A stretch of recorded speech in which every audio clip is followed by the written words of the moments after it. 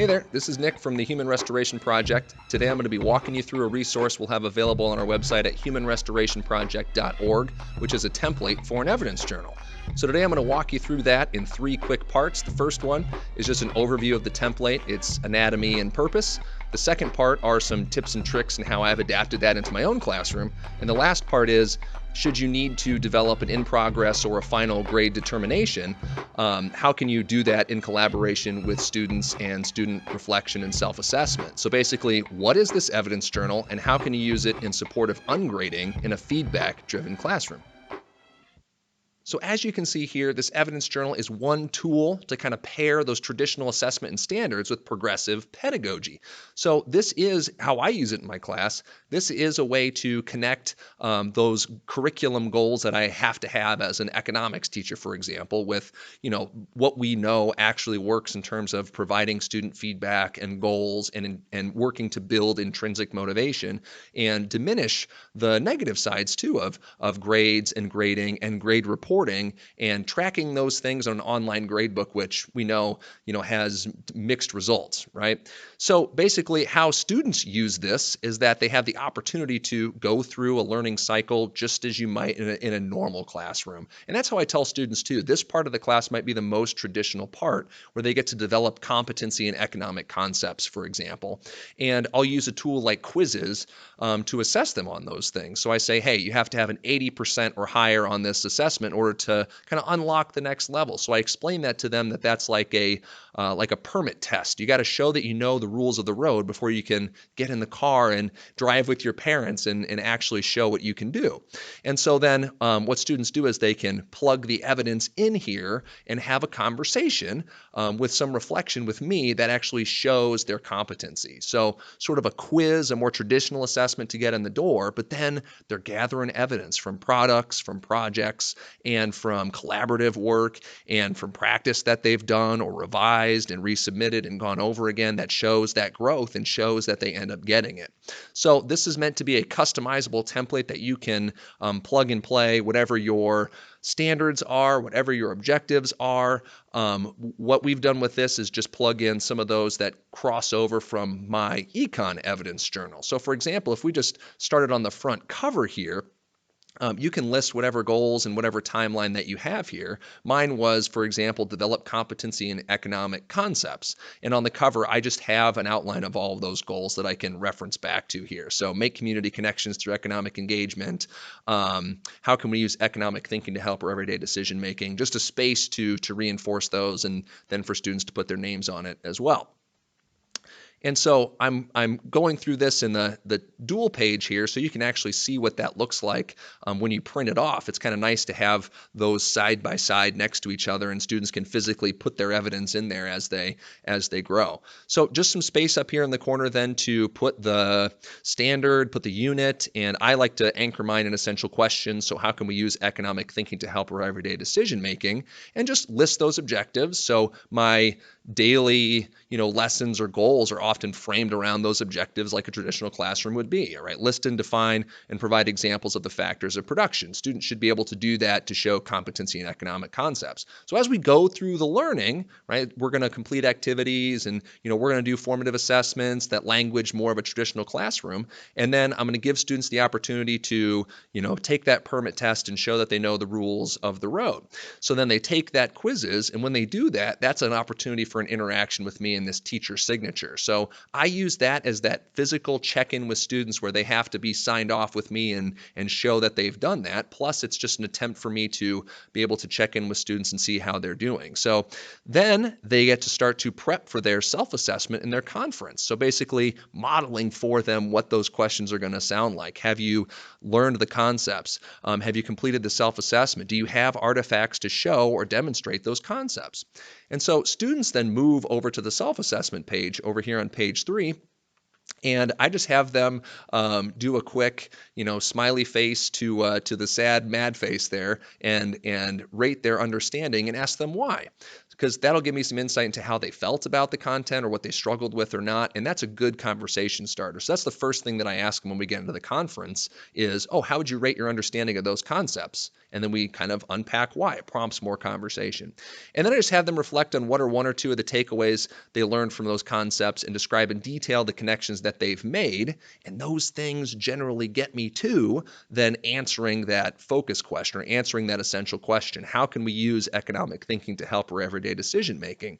So our conversation will follow that flow, and then we'll get to the evidence part. So students who've demonstrated some competency, well, they have to have 3 artifacts to showcase that learning. And those could be physical things that they put inside this evidence journal. They could be digital things as well, digital artifacts that they pull up on a computer. And then they have to support that. And they can use this kind of as a script as they go through our conversation, so they're prepared to have that. And so as we go through there, if their evidence is sound, if their reasoning is sound, right, or sometimes you gotta pull a little bit more out through that questioning, then I'll sign off on that too to say, all right, you've demonstrated competency in that concept and you're ready to apply that to the advanced level. So that's the point at which then, right, your instructional feedback loop, all those sorts of things get kicked off onto the student, and you transition that responsibility to say, hey, go apply this concept to your life in somehow, or go apply it to maybe some higher level economic ideas. In our case, apply it to this specific economic situation, or in this case, for this standard, it's apply that concept to one situation that you're facing in your life. Apply these 5 economic lenses to a situation that you're facing in your own life.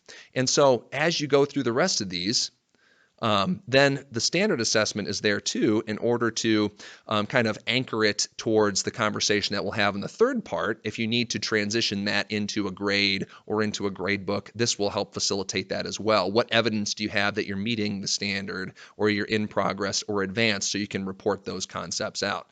But as you go through the rest of the journal, right, it's all structured around those same ideas. You have the competency or the standard, you have the essential question, you have the objectives, and then you have how are kids going to demonstrate that. And with the requirement that, you're going to complete an activity or you're going to achieve a certain level of competence, and then I'm going to check in and certify that. So that's my role in my ungraded classroom, right? It's not to give kids a 78% or a 68% or a 92%. It's to say, all right, you've met this level, right? Be it the minimum level for competency for meeting or the advanced level, right, where you can apply it in a certain situation. And then I'm certifying that. So that way, yes, it's a relationship builder, but it's also that check-in that, you need in the process to show that students, yes, indeed are learning.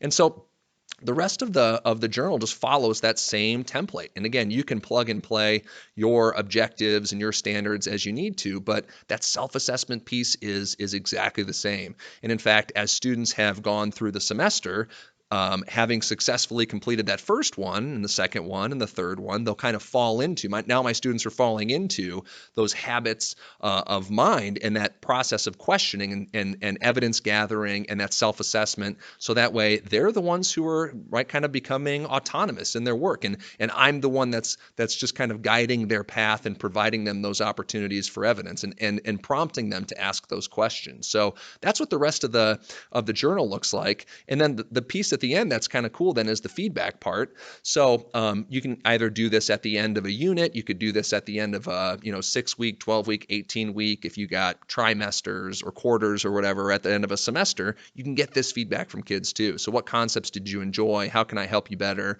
What recommendations do you have? Do you feel heard and valued? Just check in on the values of your classroom here as well. So again, there's space in the Google Doc for you to be able to modify that for your own purposes. So what kinds of questions do you want to use? So as we head into the second part, I'll show you here some tips and tricks and how I've used the evidence journal in my own classroom. And on my cover, I just have this disclaimer for how the use of these tools is going to meet the goals of my class. So using the evidence journal to support competence and autonomy, using PBL to support relevance, connectivity, and community, and then just the goals and objectives and the standards from the curriculum that those things meet. And so as you open it up, at least in a digital sense, here's where my first objective is. And I've color-coded these so that way as you flip through it, it's really obvious what work aligns to what standard. And so I've got the first unit for Scarcity and Econ 101. I've got that essential question, how can we use economic thinking to help our everyday decision making? Here's how it's tied to the standards, and students can track their progress across with this diagram that I made in Microsoft Paint as they're in progress of their learning and modeling the kinds of questioning that they need to ask themselves at each part of the process. So they can self-track on those black squares where there's openings there, and then check in with me where those stars are, where I need to certify that they're making progress, they're meeting, or they're advanced in their learning on those various ways. And here are the different unit objectives then that their evidence should align to. So you can see my self-reflection is the same as it is in that evidence journal. It's just formatted differently. I like the pop of the colors there, and I like the color coding. So you can feel free to adapt those, make them however you want to. I made a lot of materials in MS Paint. I screenshotted a lot of stuff just so that way it would help serve my own purposes. But I ask those same questions. How would you rate your learning? Explain two of the takeaways, and then answer that key question. So those things point towards the evidence of their learning and having that conversation. So when they can do that, when they've passed the certification quiz and they've had that certifying conference with me, that's when I sign off on those objectives, and then they can go on to be kind of released into that advanced level classroom too. So that template, that formula can be applied to any kind of content. So you can see over here, I had this little mini unit for econ systems, and so it was pretty much show me that they can do some of that work. It wasn't one of our big standards, but it was something that we needed to do to transition into microeconomics. And so that just drawing the circular flow models, defining some words that we are going to be using throughout the rest of the class in terms of helping to get to the next level there. So just showing me that complete organizer, passing the certification quiz, all right? And then going to the next one here too. All right, so microeconomics, the next big unit, we're currently on it. It's set up the same way. All right, we got different focus questions, different standards, but the template is more or less continuous. So again, that students feel comfortable and they can build that skill of that self-reflection and that self-evaluation. So as we go through this, those content standards are the same, but then when we get to tracking our PBL, right, I just made the organizer look a little bit different for this, and we'll probably do some other PD around my economic engagement project and other kind of PBL stuff. But to get on the board for this, right, students need signatures. So just tracking some of those same goals. How do you know you're making progress in a gradeless classroom? All right, kind of putting in a final reflection in there to talk about how well did things work, how well did they not, etc. So that's how I've adapted that same template into my classroom, really just using the color coding and in trying to keep some of those internal pieces consistent throughout to cue students into where they're headed next. So that way, that's a skill you're building across the semester and not having to, revise with every unit or try to show their evidence in some other way. So for this last part, let's go ahead and talk then about how if you're in a system that still requires traditional grades be put in at some interval, mine are at 6, 12, and 18 weeks, our semesters are 18 weeks long, how do you translate that work from the evidence journal and evidence of progress and meeting and advanced against the standards into something that looks like a grade, since we're not accumulating point totals and having it go through a gradebook algorithm? You, the professional educator are certifying the learning and showing that, hey, students have shown evidence of this that meets the standard. I think they're going to pass the class. How do we translate that to, meet the needs of various systems? And so what I've done is I've taken those goals, and where we're required to at 6, 12, and 18 weeks, I will update those grades. Not that I'm posting assignments, not that I'm posting all those other things, but I'll put in a 6-week grade that is collaborative, working alongside students and their evidence journals to support those conversations. So here's what that process looks like, and we might post these resources as well, but we kind of start with the 18-week goals and work backwards. So say, where should you be by 6 weeks on some of those 18-week goals? And that would define whether you are meeting or in progress or incomplete. And so this is, I define for students then, right? If you're meeting on all these goals at 6 weeks, well, that probably translates into an A. If you're in progress on most of these goals, that's not an A. And if you're incomplete, I say that's incomplete. All right? I'm not going to give a grade anything less than a C or a D, because those are just different ways for, right, showing that you are not there yet. So, right, giving students a language other than grades to communicate their progress. And this is a form that I've used then with parents at parent-teacher conferences. It's so excellent to have that evidence journal and to be able to sit down with them and say, exactly, here's where your kid is, here's what they need to do, here's what they've done, here's them in their own words, explaining their progress, because then as a result of all of this, you just ask them, what grade do you think best reflects your learning? Do you have the evidence to support that? What are your thoughts about the semester? What's working or what's not? What do you think you understand the most? What could you teach to someone else? How does what you've learned connect to learning or experiences inside and outside of school? How has your learning this semester changed your thinking about your topic, your discipline?